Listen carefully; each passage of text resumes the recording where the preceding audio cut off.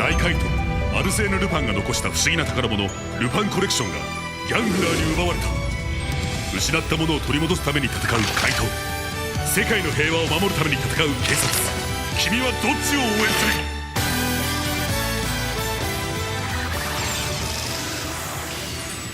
？Hello and welcome to LupinRecap VS PatReview, the podcast that's stirring up a storm. I am your host, Lokomasi, and with me is my co-host, Fefner Masamune. Hello, it's me. Today, we're going to be talking about episode 9 of Lupin Ranger vs. Pat Ranger, In Order to Meet Them Again. So, I'll just get this out of the way now. Overtime didn't actually title this episode. Oh. Or at least I missed it, and I couldn't find it by scrubbing through the video file. Is that why I didn't have the title for this one? I was going to ask you when we got to it. I don't know why they didn't want you to know the name of this episode.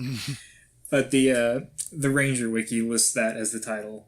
Or maybe, I think I got that from Ranger Wiki anyways.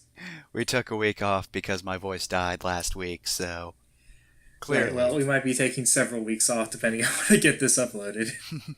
But before we get into the episode itself, I, as always, have a discussion question. Today I want to briefly talk about why give this sort of critical and analytical treatment to children's show. Why is children's media worth this sort of examination? I feel like I might be talking ourselves up a bit when I say this sort of examination, but I think the audience knows what I mean. Why think this much and talk for 9 hours at this point about this show, if we add up all the episode runtimes?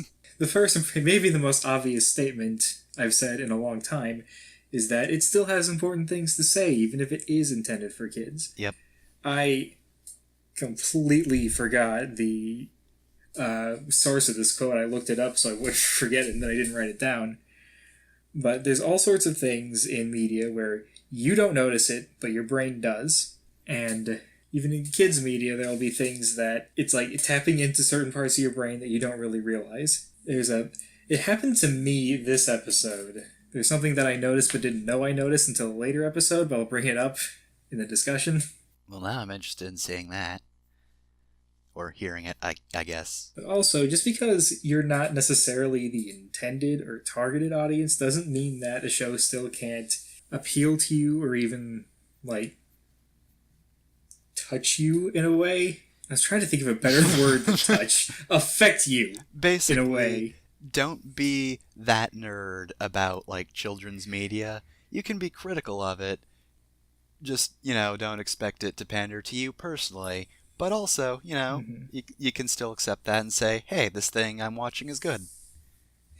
Yeah, I think in general, and maybe this is just some weird bias that I'm just keep building up in my head, I feel like a lot of children's media is just made to be entertaining on its own and just keep, people occupied for a short amount of time, whereas a lot of media aimed at adults is trying to be clever and smart. Mm-hmm.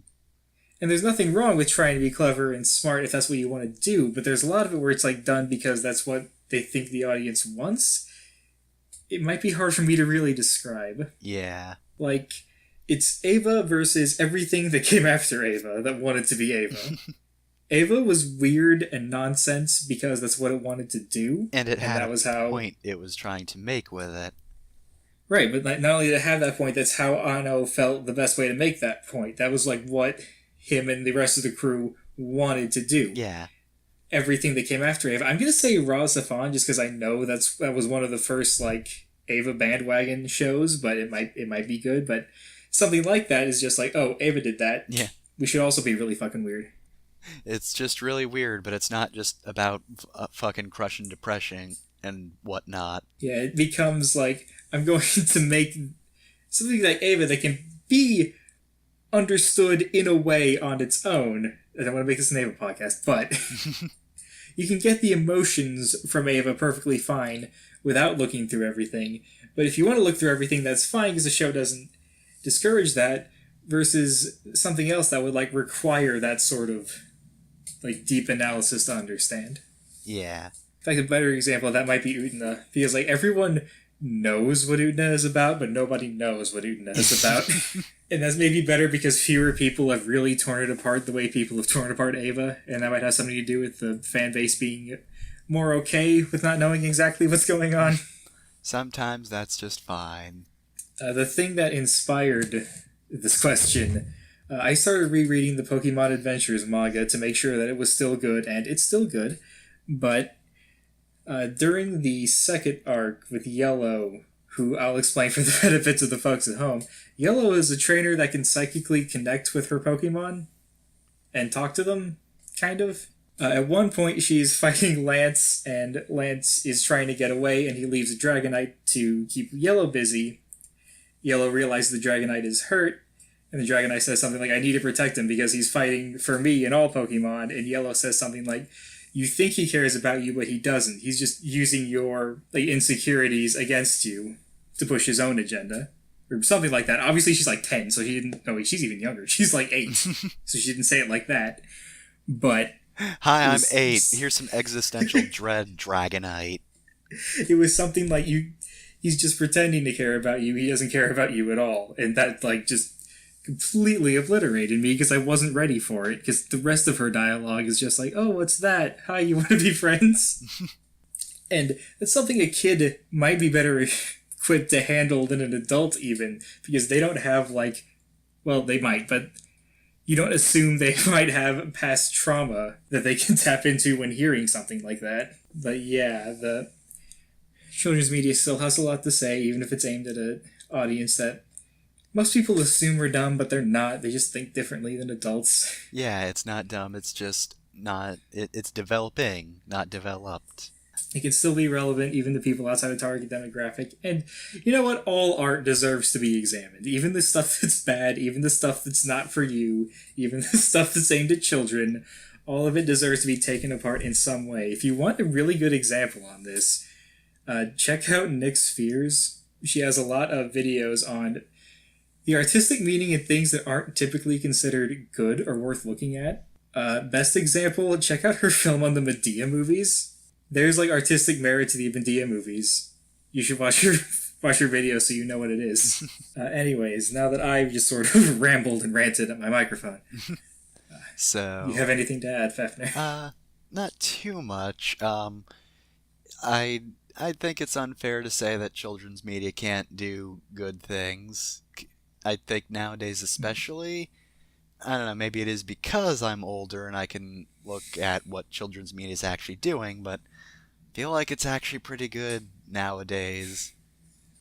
Not to say older children's media couldn't be, but I think there are a lot of creative minds nowadays that are doing a lot of good stuff, and I'm not completely biased just because there's a lot more queer stuff happening in cartoons now. That's a part of it, and it's an important part, I think. But I do think in general people are just really good at writing for kids as well. Yeah, now that gay characters are allowed to actually be gay and not just gay-coded.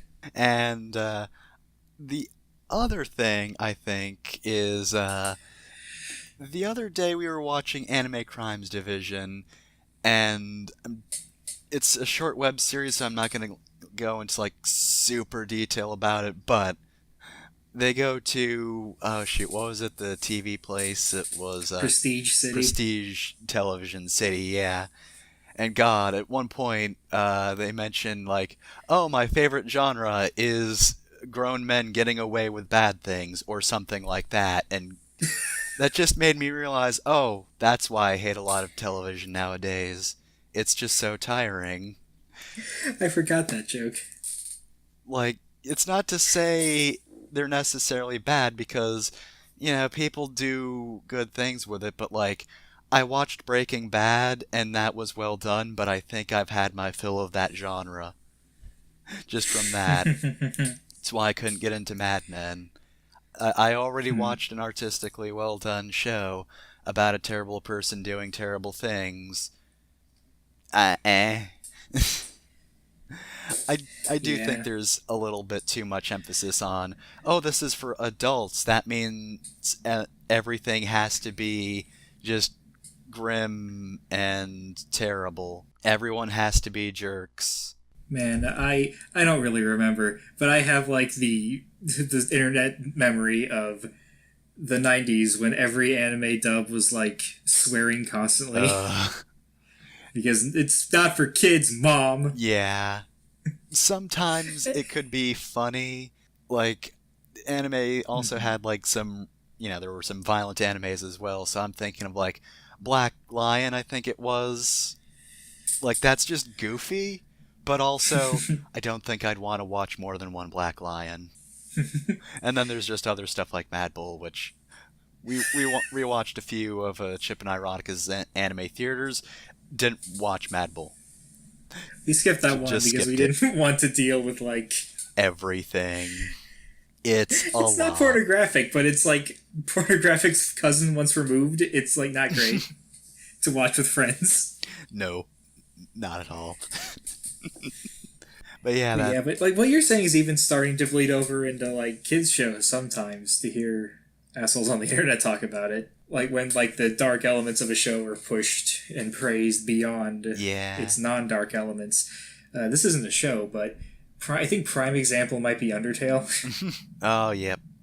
The game where the point is, oh, hey, everyone deserves a fair shake usually, and, as long as you keep trying, then you can save everyone. Oh, but, like, what about that part where you murder everyone? Like, that run, I think, is really cool, really worth talking about. There's some really interesting things you'll learn about the characters. And I enjoy the fact that, like, there's only one true villain in that game, and it's you if you choose to be the villain. It's you. And also, the game will just own you, even if you only watch it. Just calls you out right there. One of the greatest lines of dialogue ever written. Yep. But I feel like my also big beef with that. So Undertale has two depressed characters in it, Sans and Alphys. At least there might be more, but Sans and Alphys are the ones that like canonically depressed. Yep. And can you guess which one the fans like more? Oh, it's not the one that mopes around, has a hard time functioning in society because she's so weighed down by her past sins. No, it's the dude who cracks jokes all the time and is lazy and then just suddenly reveals that he's depressed while also revealing he's a badass. He has a blue eye. It's the power fantasy of being depressed that people idolize. And I love Sans, and I love that part about Sans, but God, it bothers me so much that even when people talk about depressed characters, they don't want to talk about Alphys. Yeah, and they just talk about Sans being so cool, even though, like, it's just him being desperate and throwing everything he can at you because you are horrifying and a monster.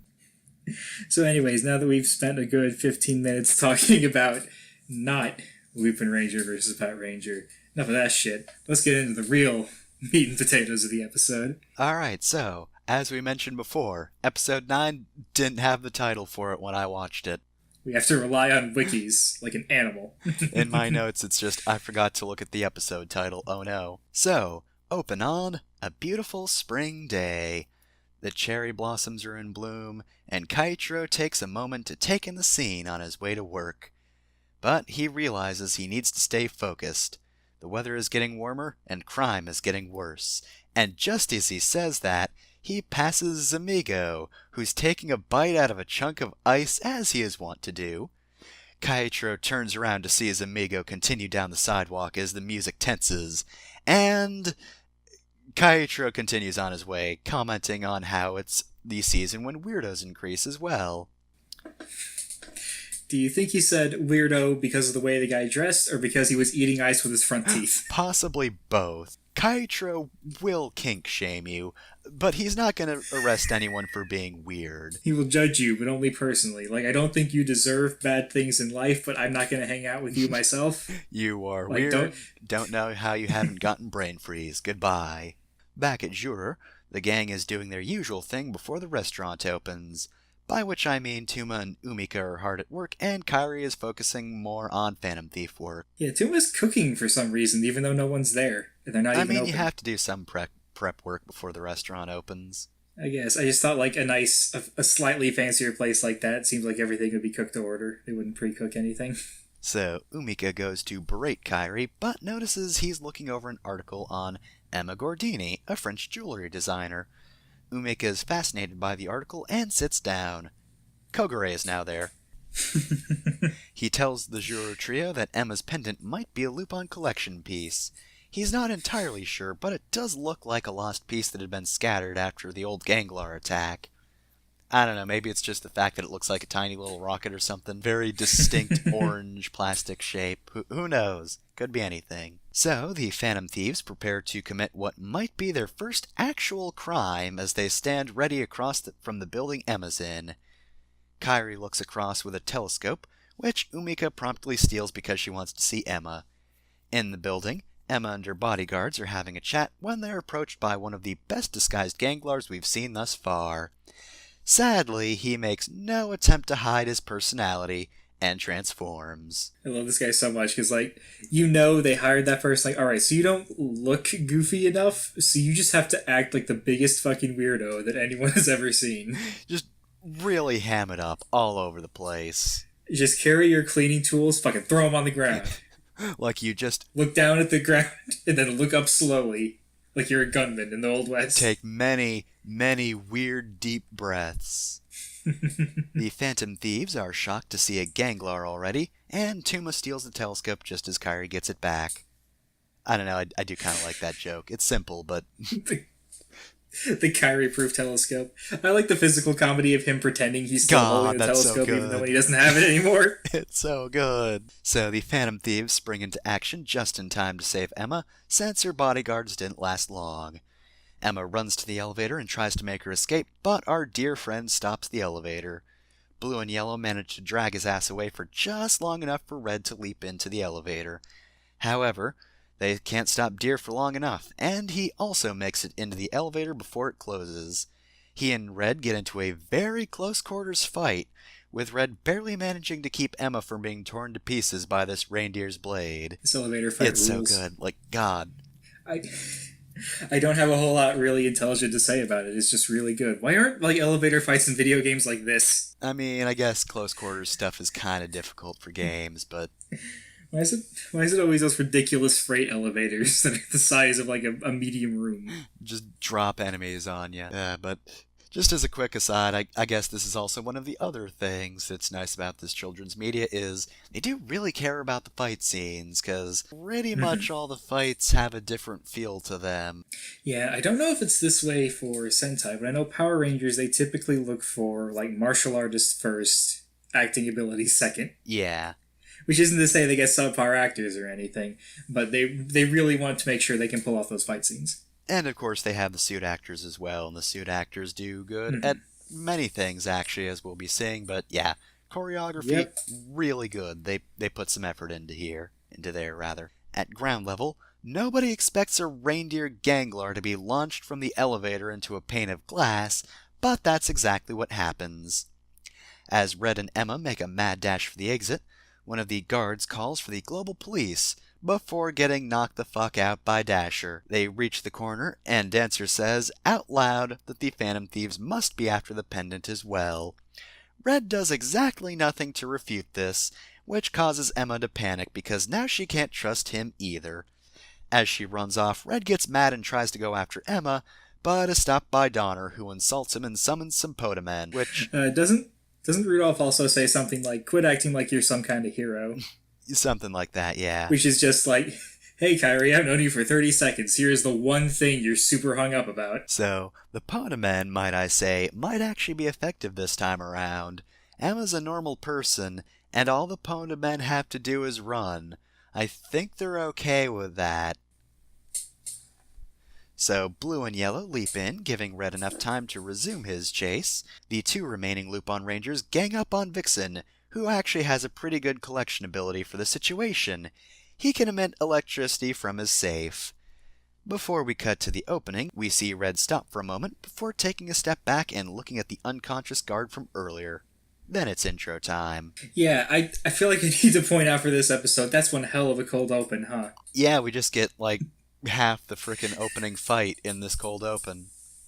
The Ganglar showed up, there is that super cool elevator fight, the Ganglar's been thrown out of an elevator into a glass display case. He's already shown off his safe power. I don't know why this one stands out to me so much as, like, this is a really action-packed cold open. I don't know what prompted them to go all in on this one. So the Podamen give chase, and Emma finds herself surrounded. But the Pat Rangers arrive to save her just in time. Except they're so focused on fighting the Podamen that they don't notice Kyrie, now disguised as a guard, swoop in and escort Emma off the scene.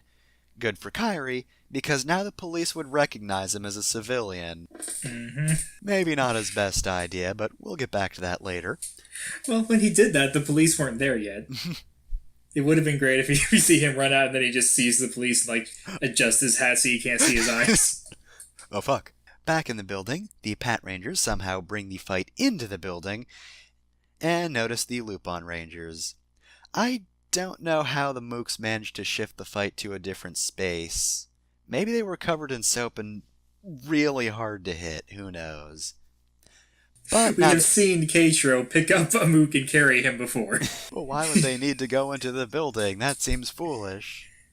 Like, I guess they were trying to get them away from Emma, but it's just... They really weren't paying attention to see if she was still there. It seems like they were just having some really elaborate dance that moved into the building, almost. But now that Emma's gotten away, Common is mad and decides to attack with lightning, striking only his minions before vanishing in a puff of Podamen-induced smoke. I know for the scene is just Blitz, goddammit. God, I don't know if he did that on purpose or just tried to play it off like he did. I think I mentioned we watched this. I wanted him to, like, just awkwardly walk out after seeing them go up in smoke. Just, well, that was a mistake. Well, that's my Podamen. Goodbye. Miles away, Kyrie figures they're safe and tries to get close to Emma.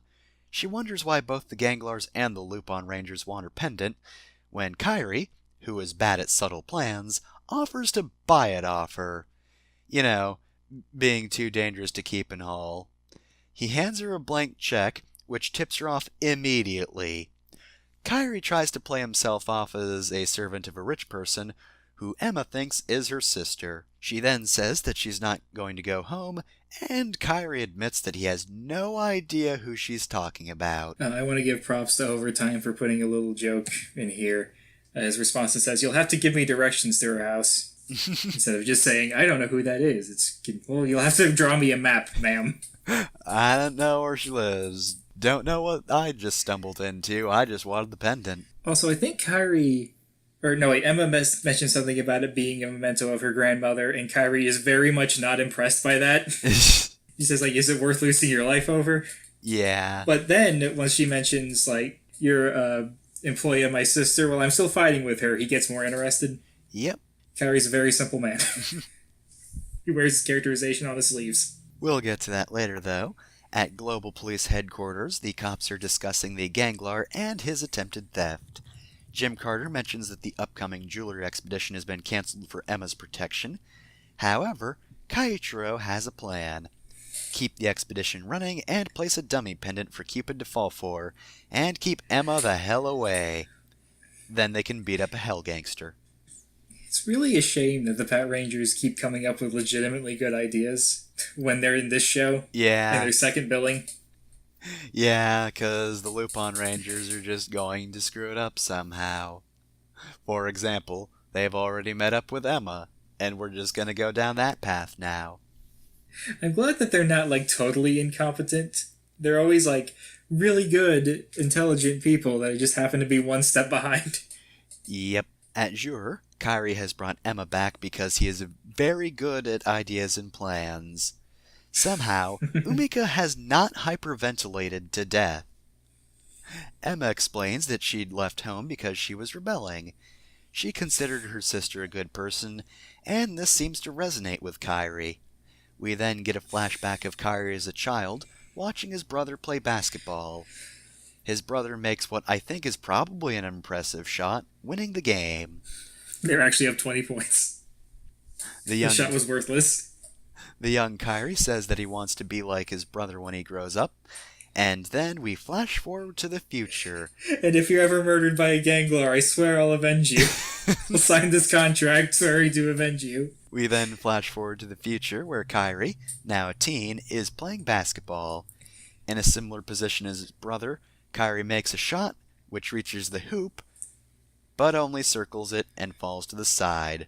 Pathetically, might I add. His brother hangs his head, and Kairi's heart sinks as the buzzer goes off, and the other team celebrates their victory. We then see that standing around in shock for hours on end is actually a thing Kairi does anytime something terrible happens, because that's what he did after the game. The sun has notably changed positions for this scene. I like to think he left and came back because he was still bummed out, because I don't want Kyrie to just be like... I just turn into a statue when things don't go my way. As Emma's voice returns to the scene, we see Kairi's brother trying to reach his hand out, only for Kairi to swat it away and leave in anger. Emma explains that as she got older, she felt she was good for nothing, and Kairi, knowing that exact feeling, finishes her sentence and says that it was painful to be near her. Her being the sister, you know. Mm-hmm. Not, hey, I hate you all of a sudden. But anyway. Yeah, I know what it feels like to be painful to be near someone, Emma. So anyway, ignoring weird syntax, Kairi tells her that he'd had a successful brother, and then that she should see her sister. She initially refuses, mentioning that she'd said some horrible things, but Kairi tells her that she should take the opportunity before it's gone. You never know when your sibling is going to be murdered by a ganglar. We then cut to Rudolph watching a report on the next day's exhibit, and he assures Destra, who's just standing there out of frame, that he'll get the pendant this time. The juror trio also sees the report, and everyone but Umika realizes the situation. Tuma, out of nowhere, just states that Emma made Kairi remember his lost brother, which he only does for the sake of Emma, who's hiding behind the wall. And for the sake of Kairi. Like, Kairi, you think you're really good at hiding your feelings, but screw you, I know exactly what you're feeling. Hey, Kairi, remember your dead brother that you just remembered? It also feels like, as the oldest member of this friend group, he's trying to be the dad.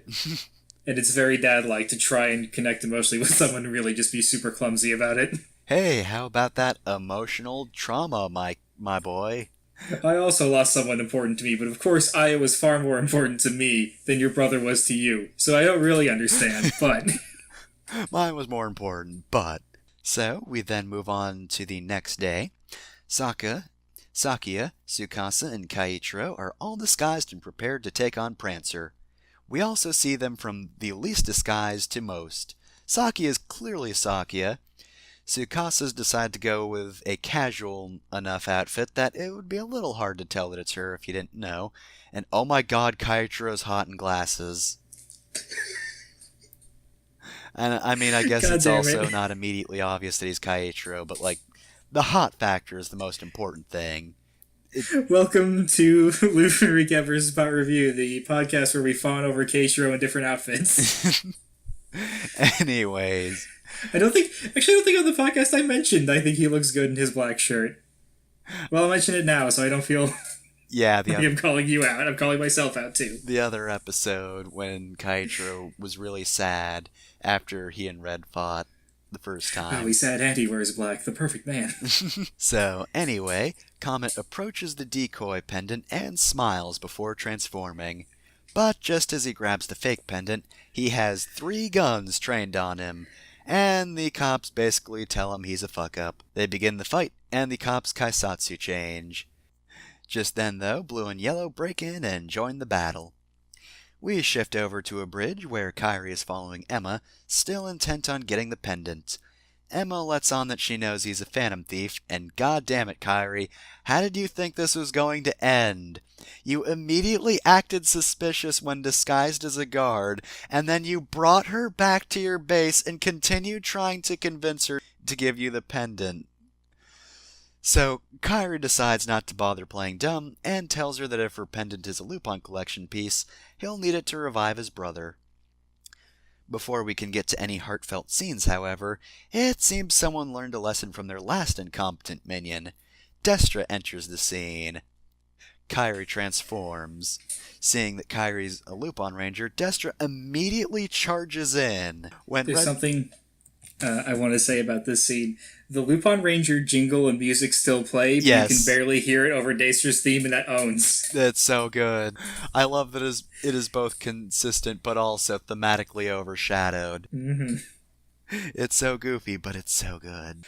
You half expect Destra to just yell, "Shut up!" at the VS charger. And then the subtitles just disappear and it stops. It just transforms with no fanfare. So, when Red tries to escape with Emma, Destra launches a volley of missiles. Red can't shoot them all down, so he takes Emma and leaps down and takes cover within the bridge itself. The exit is covered by rubble as the structure partially collapses. So, yeah, Destra. He's still Destra. That didn't change. Mm-hmm. Still terrifying. So, Emma... 5 Rangers couldn't take him down. 1 Ranger ain't gonna do shit. So, Emma realizes that it would be best to give her pendant to Red, since it's not worth her life.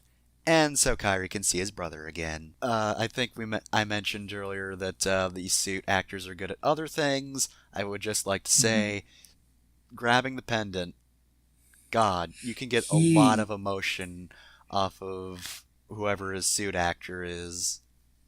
We will never learn any of the actors except for Harukudo.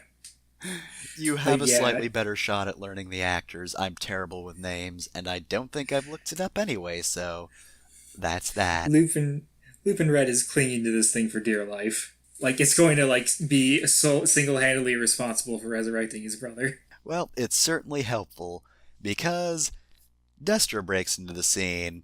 Didn't think he'd be gone for long, did ya? Red shows him the pendant to keep his attention away from Emma, and the two fight. Red tries his best to stop Destra's attacks, but Destra is way too strong for that to work. So, before I move on, I would like to mention, Red actually does a decent job at fighting off Destra. He's probably the best, in a fight out of all the Rangers. Because before he was able to pretty consistently beat up Ichigo in a fight, even their second one where, by the end of the episode, Ichigo's won, but for moral reasons, Red kind of had the upper hand for that one. And here, of course, Red's not going to be winning this fight, but he does manage to grab several of Destra's attacks. He's clearly good at this sort of thing, but, Destra's a powerhouse, so if you try to grab that hammer, you might stop its momentum a little bit, but Red, buddy, pal, that's still gonna fling ya. Yeah, this leaves more credence to him, not just being a punk in name only, but actually getting into fights all the time. So, then, Red realizes that he's just been given a thing that's probably a Lupin collection piece. He jams it into his Versus changer, and it changes from a plastic crystal to a plastic toy as we hear the name Scissor! Red wastes no time launching Scissors, which knocks Destra back. Destra, actually fazed by something when there's a Zord around, decides that it's Golem time. Or Golem, with an A. I appreciate that Kairi doesn't bother with the Kaito boost, he just goes straight into summoning the Zord. I feel like that actually makes sense, because why would a special attack finish off Destra? He's not weakened at all, he could just dodge it or tank it, probably. I need more than a weapon, I need a vehicle to crush this man, oh my god. And Destra, again, did seem fazed by it. Yeah, he was hurt, but it seemed more man, I don't want to deal with this, I got other things to do, and not oh no, I have to retreat or I might die. Yeah. It's more just, okay, either this guy's got a big vehicle that I can't really fight against except with missiles, or he's going to try to escape. Either way, Golem, do a thing. Outside the exhibit, the fight between Prancer and the Rangers continues. Ichigo disarms one of Donald's blades because he's not playing any reindeer games. Ichigo then launches Dancer several feet away, at which point Blue and Yellow realize it's thieving time. Ichigo activates the Biker Kaisatsu boost and takes aim. The Lupin Rangers make a mad dash to reach the Gangler in time. But Ichigo activates the biker repulsion cannon before either of the thieves are in arm's reach of Vixen. The wheel tears through him, and he explodes. Blue and Yellow look on in horror, and the Pat Rangers move in to arrest them. But before anyone can take action, they notice the battle between Scissors and Golem. Good Striker wanders in and notices the Scissors and Blade vehicle that Red is currently using. Ichigo launches the Pat Kaiser, which is good, because the moment Blue is no longer in shock, he'd have probably attempted 3 consecutive murders if the Pat Rangers were still around. The Pat Kaiser fires at 2 different targets, both the Golem and Scissors. Goody pops up to yell at Ichigo because he shouldn't be trying to destroy a Lupin collection piece. The Pat Rangers ignore his warnings, and nobody fights well at all. The result is, the cops lose to a Golem, and Goody leaves, his good feeling betrayed. Red, however, takes the opportunity to separate the Blade and Scissors vehicles. Both of them perform a cross-strike, finishing the Golem with ease. As Red flies away into the distance, we see Emma pick up her phone and call her sister. In less happy occurrences, however, Red returns to Bistro Jour that night in high spirits after recovering Scissors.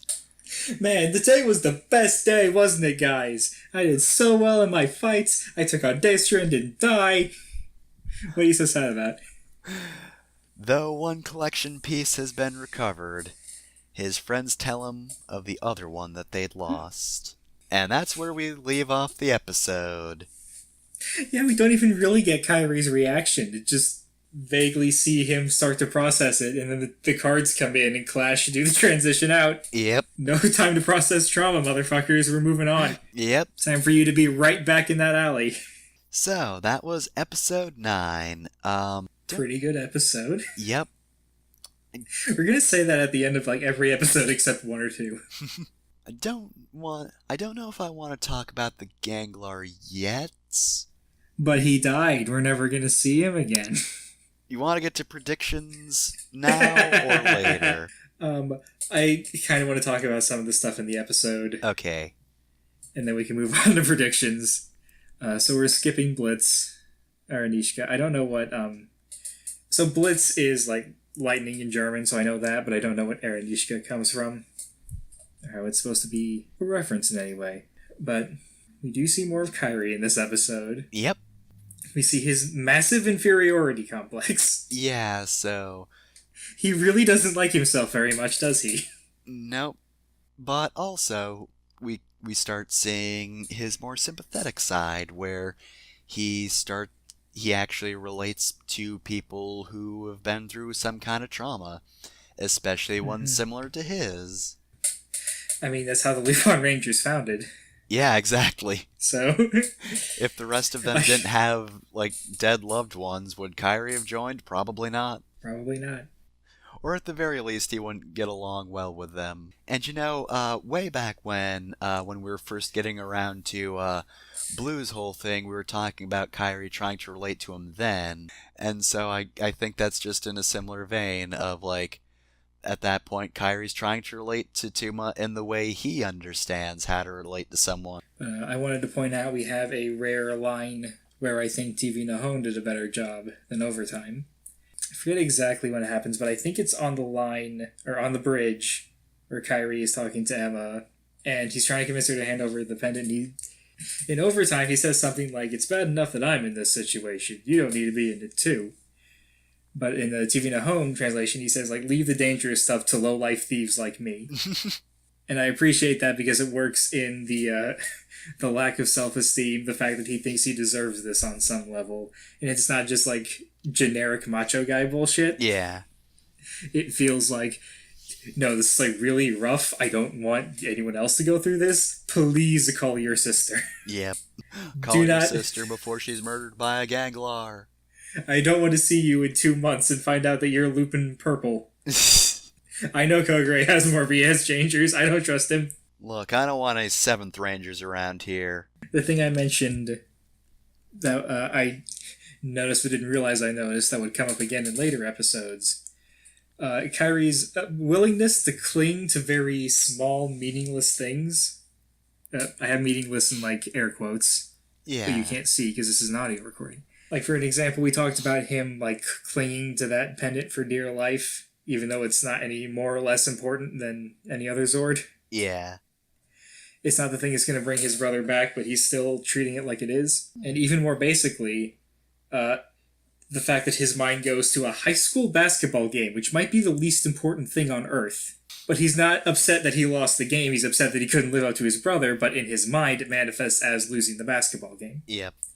They go back to that a lot to the point where it gets a little silly, but but he also has other things in other episodes that he'll like.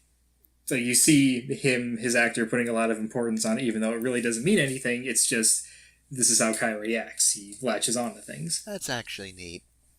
Something I feel like we need to talk about...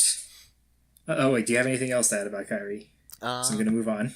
I am kind of glad on that note about, like, the Lupin Rangers are also getting, like, kind of a new little thing, because, of course, we have Kaichiro complimenting Sakia whenever he does a good thing. And it's just small things like that that are really nice, so Kyrie getting something like that's real cool. I like that. I think that part of it might be because they're all young actors. I know Kyrie's actor is the least experienced, and that's very much a first-time actor thing, to put a lot of emphasis onto your body language that most people don't care about and don't notice. Yep.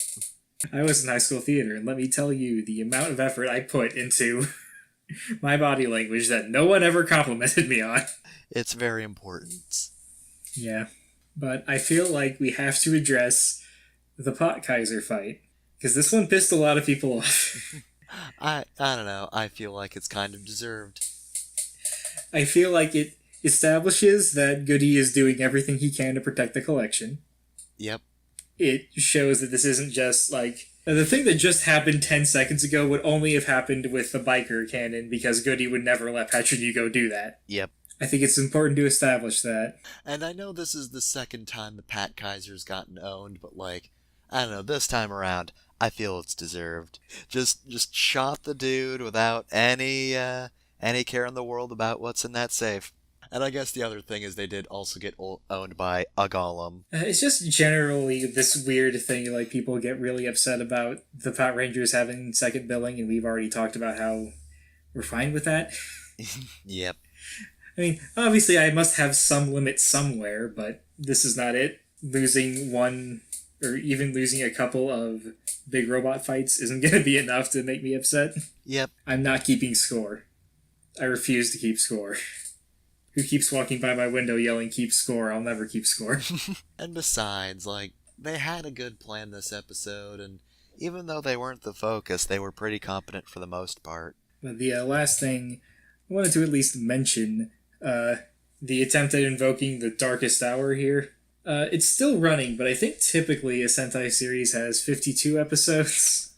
We're on episode 9. Yep. Anyone that's not a small child, and probably even most small children, they know what's going on here. And for that, I think that it's more important that it gets the characters into a certain mindset than it progresses the quote-unquote plot in any particular way. Yeah, so I'm interested to see where this will go, and obviously the preview gives us a hint as to where it'll go, but... Oh, yes. But tying back into our pre-episode discussion, this isn't about trying to make the audience think that, oh, we're so subversive, we're going to destroy the thing less than a fifth of the way into the show. Oh, look at how cool we are. We're deconstructing it. That's a word we can use, right? It's just about, like, getting the characters into certain positions so they can explore those characters in those positions. And I can respect that, because that's about telling an entertaining story and not trying to show anyone up with how smart you are and how good you are at recognizing plot developments. Yep. Man, the Prestige City episode of Anime Crimes Division really pissed me off. They didn't realize it until, like, right now. Not the show. The show didn't piss me off, but it, like, just shined a light right on all those attitudes I can't stand. Yep. And to make sure our episode doesn't end on us talking about a completely unrelated thing, any predictions? You seem like you're chomping at the bit. So, prediction time. I noticed during the next episode preview, they did their best not to show off the big Ganglar fight, except at the end you can sort of see the armor one, and I'm pretty sure that's Rudolph's arm. So I'm pretty sure he's not quite dead yet. There's also the fact that, like, his safe wasn't actually on the ground when he exploded, which is weird. I don't know who would have had time to recover him, and we've already seen his safe power, but It's possible it could have been knocked off the building. would have been on the ground probably. But yeah, I don't know how he's going to come back. Like, it also seems weird because I don't think it would just skip straight to a big fight. Like, it's probably not going to be, oh, he gets big off screen, because he'll probably be brought back, and that'll probably bring the collection piece back. I just don't know how they would be able to collect it when he was in big. So Well, yeah. I think it's important to point out that when a Ganglar dies, their safe is destroyed, and it's destroyed from the inside out. Yeah, but it's So- usually, like, obviously in order to be big, they blow up, but just not completely. Right, but I think what they're trying to establish is that if a Ganglar is killed like that, the collection piece is destroyed and there's nothing anyone can do to bring it back. I'm not buying it. I don't think restoring the safe would bring back the collection piece. Big Rudolph's still there. Alright, Big Blitzen. Do you just have, like, a Rolodex of all the reindeer names? You just rotate it whenever you say one? All of them except Blitzen. The actual name? Yep. So yeah, I don't know how he's alive, but he's alive. And that's how they're gonna get around the Lupin collection exploding. They're not gonna be focusing on him, because next episode preview mostly shows them going after Zamigo. So that'll be a thing. Time to introduce the cool Maverick villain. For real this time. But we'll be getting to that when we get to it. That's it for now. If you'd like to follow us on Twitter, we are at LRVSPR. Fefner's Twitter is at FefnerMasamune. Our email, if you'd like to send us an email, is LupinRecap VS PatReview@gmail.com. Email us if you want to ask to be on the show, want us to read anything, tell us we're wrong. Please, we need viewer engagement, we're dying. But with that, we will see you in the next episode. Adieu. Adieu.